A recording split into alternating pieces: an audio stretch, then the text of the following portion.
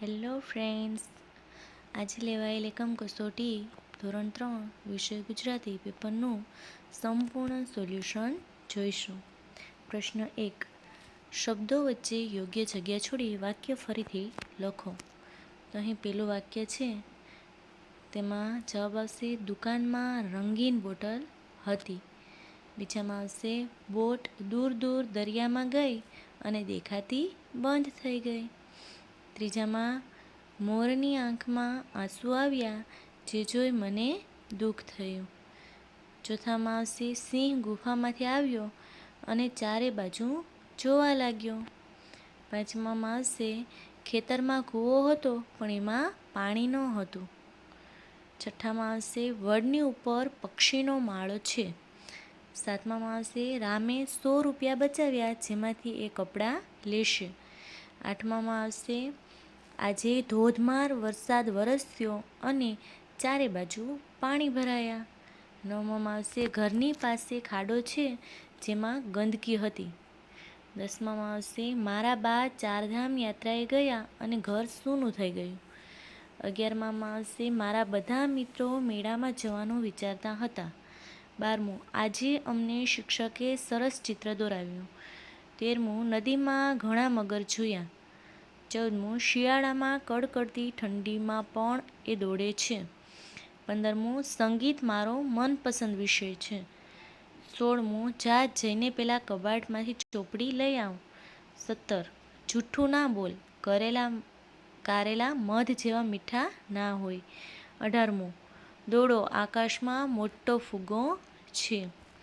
તો અહીં સૂચના મુજબ 5 વાક્યો લખવાના છે. પ્રશ્ન બીજો, આપેલા શબ્દોનો ઉપયોગ કરી વાક્ય બનાવીને લખો. તો અહીં પણ કોઈ પણ 5 લખવાના છે. તો પેલું છે ખુરશી અને ચંદ્ર. તો તેમાં આવશે રાત્રે ખુરશી ઉપર બેસી ચંદ્ર જોવાની મજા આવી. આવી રીતે બીજા વાક્યો પણ આપણે બનાવી શકીએ કે ખુરશી ઉપર બેઠા બેઠા મેં અને મારા મિત્રએ ચંદ્ર જોયો. આવી રીતના અલગ અલગ ઘણા વાક્યો બની શકે. બીજું ગાડી ઋષિ પાણી. તો તેનું વાક્ય બનશે ઋષિ પાણી પીને ગાડીમાં જતા રહ્યા. અથવા એમ પણ બનાવી શકાય કે ઋષિએ ગાડીમાંથી ઉતરી પાણી પીધું. તો આવી રીતે અલગ અલગ ઘણા વાક્યો બનાવી શકે. ત્રીજું ચોપડી રાજા. તો તેમાં આવશે મારી ચોપડીમાં રાજાની વાર્તા છે. ચોથું ટોળું મગર શહેર. તો તેમાં શહેરના છેવાડે નદીમાં મગરનું ટોળું હતું. અથવા નદીમાં મગર આવી એ સાંભળી શહેરમાંથી લોકોના ટોળા જોવા આવ્યા હતા. લોકોનું ટોળું જોવા આવ્યું. પાંચમું લીંબુ અને તેલ. તો તેમાં વાક્ય બનશે મમ્મીએ શાકમાં લીંબુ અને તેલ નાખ્યું. આવી રીતના બીજા વાક્યો પણ બનાવી શકાય. છઠ્ઠું અંદર કબૂતર યાત્રા. તો યાત્રા દરમિયાન કૂવાની અંદર કબૂતર જોયું. સાતમું ગોવાળ ગમત. ઘેટાં ચરાવતી વખતે ગોવાળને ગમત સૂજી.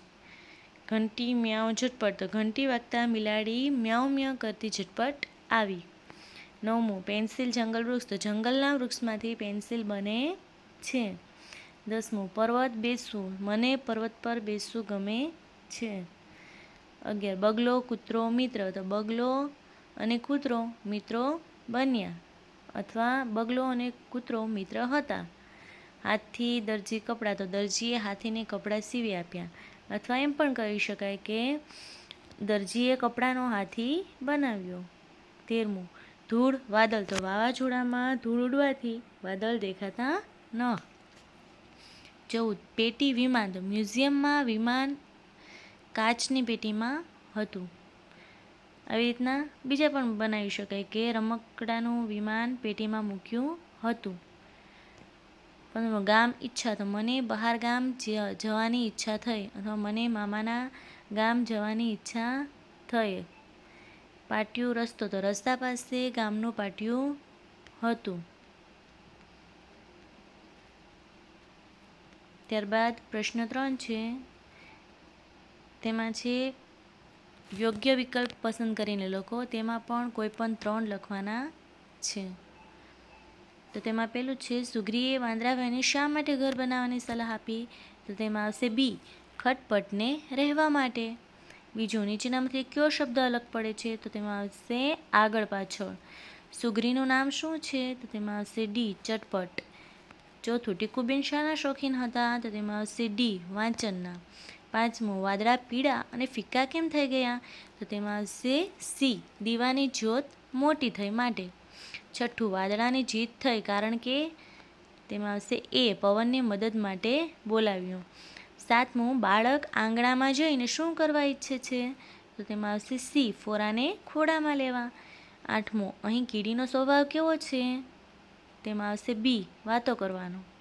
નવમું, બાળકને પંખીની પાંખ જોઈએ છે કારણ? તો તેમાં આવશે સી, ચંદ્ર અને તારાને નજીકથી જોવા માટે. પ્રશ્ન 3બ છે, આપેલા પ્રશ્નોના જવાબ લખો. તો તેમાં પહેલો પ્રશ્ન છે, ચટપટ સુગ્રી વાંદરાને બિચારો કેમ કહે છે? તો તેનો જવાબ આવશે, વાંદરાભાઈએ રહેવા માટે ઘર બનાવ્યું ન હતું, તેથી શિયાળામાં થરથર ધ્રુજતા હતા. આ જોઈ ચટપટ સુગ્રી વાંદરાભાઈને બિચારા કહે છે.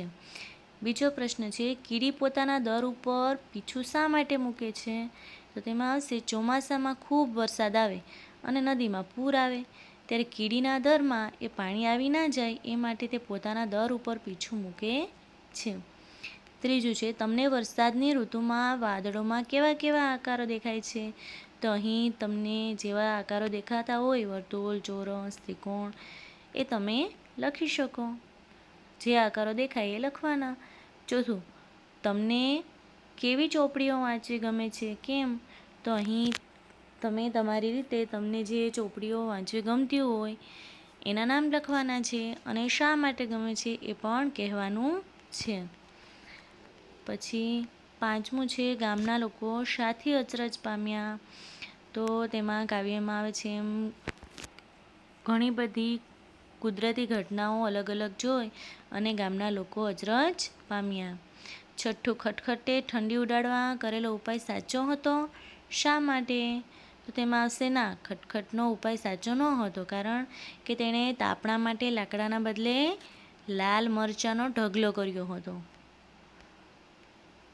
હવે ત્યારબાદ સાતમું છે, ટીકુબેનના મમ્મી પપ્પાને કેમ પુસ્તકો વાંચવા પડે છે?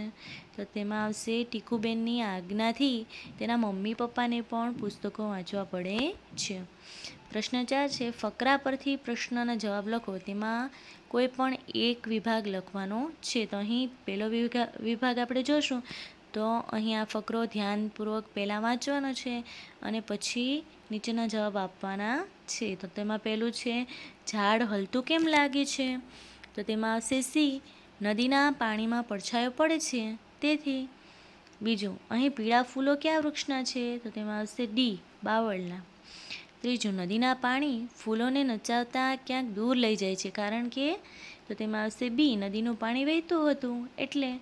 ચોથું, આપેલ શબ્દમાંથી કયા શબ્દનો ઉલ્લેખ ફકરામાં નથી?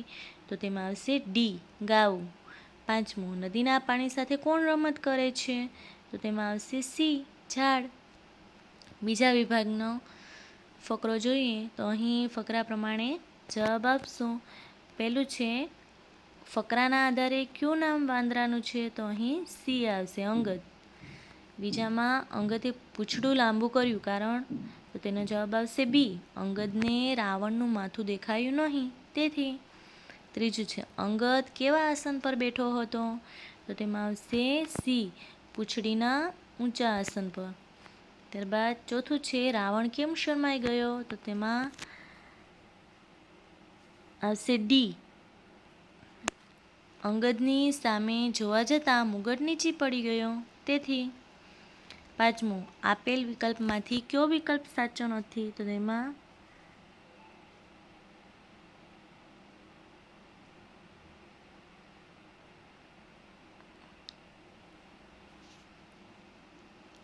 આવશે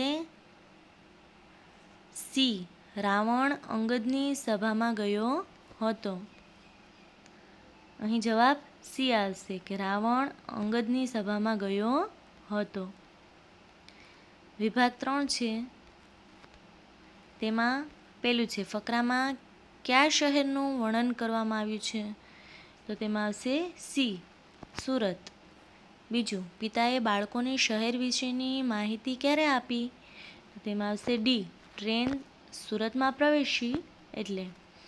ત્રીજું, રેલમાર્ગની આજુબાજુની ઇમારતોની વિશેષતા શી હતી? તો તેમાં આવશે ડી મોટી મોટી. ફકરાના આધારે આપેલા વિધાનોમાંથી કયું વિધાન સાચું છે? તો તેમાં આવશે સી સુરત ગુજરાતનું બીજા નંબરનું શહેર છે. પાંચમું, વિશ્વભરમાં સુરત શા માટે જાણીતું બન્યું છે? તો તેમાં આવશે સી હીરા ઉદ્યોગ અને કાપડ ઉદ્યોગ માટે. પ્રશ્ન 5, નીચેનામાંથી કોઈ પણ એક વિભાગ પસંદ કરી માગ્યા મુજબ જવાબ લખો. તેમાં અહીં નીચે શાળા સમય પછીની પ્રવૃત્તિઓનું આયોજન છે. તો આ કોષ્ટકના આધારે નીચેના પ્રશ્નોના જવાબ આપવાના છે. તો પહેલું છે, કઈ પ્રવૃત્તિમાં બધા એક સરખો રસ ધરાવે છે? તો તેમાં આવશે સી ચિત્રમાં. બીજું, નીચેનામાંથી કોને સંગીતમાં બિલકુલ રસ નથી? તો તેમાં આવશે બી જિયાન. ત્રીજું, જિયાન અને હિમાંશુને કયા દિવસે ફુરસદનો સમય મળશે? તો તેમાં આવશે એ બુધવાર. ચોથું, ગુરુવારે નૃત્યની પ્રવૃત્તિ કોણ કોણ સાથે મળી કરશે? તો તેમાં આવશે હેરી, જિયાન અને રાજેશ. બી. પાંચમું, આ બધા બાળકો આ પ્રવૃત્તિ કયા સમયે કરે છે? તો તેમાં આવશે ડી શાળા સમય પછી. વિભાગ 2, આપેલ કેલેન્ડરના આધારે પ્રશ્નોના જવાબ લખો. તો અહીં કેલેન્ડર આપેલું છે ઓક્ટોબર 2024નું. તેના આધારે નીચેના પ્રશ્નોના જવાબ આપવાના છે. તેમાં પહેલું છે, ઓક્ટોબર 2024માં છેલ્લો શનિવાર કઈ તારીખે આવે છે? તો અહીં છેલ્લો શનિવાર 26 તારીખે આવે છે. બીજું, દિવાળીનો તહેવાર કયા દિવસે આવે છે? તો તેમાં આવશે 5મા ગુરુવારે. ત્રીજું, ઓક્ટોબર માસમાં કયા મહાન વ્યક્તિઓને આપણે યાદ કરીએ છીએ? તો તેમાં આવશે એ ગાંધીજી અને લાલ બહાદુર શાસ્ત્રી. ચોથું, કયા દિવસે એક પણ તહેવારની ઉજવણી કરી શકાશે નહીં?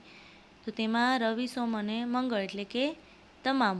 ડી આવશે ઉપરના તમામ. પાંચમું, આપેલ કેલેન્ડરના કયા શબ્દમાં જોડાક્ષરનો ઉપયોગ થયો નથી? તો તેમાં આવશે ડી શરદમાં. એમાં એક પણ જોડાક્ષર નથી. વિભાગ 3, આપેલ જાહેરાતનો અભ્યાસ કરી પ્રશ્નોના જવાબ લખો. તો અહીં જાહેરાત આપેલી છે તેના આધારે નીચેના પ્રશ્નોના જવાબ લખવાના છે. તેમાં પહેલું છે, આનંદ કિરાણા સ્ટોર ક્યાં આવેલો છે? તેમાં આવશે સી રમતી શેરી. બીજું, પૂછપરછ માટે પરોળભાઈને તમે કયા નંબર પર ફોન કરશો? તો અહીં જે બીમાં આપેલ છે 23 અને 99 વાળા એ નંબરમાં ફોન કરો. ત્રીજું, કયા દિવસે આનંદ કિરાણા સ્ટોરમાંથી માલસામાન મળશે નહીં? તો તેમાં આવશે ડી રવિવાર. ચોથું, આપેલ વિગતમાંથી કઈ વિગત આ જાહેરાતની નથી? તો તેમાં આવશે ડી ઉધાર મળશે.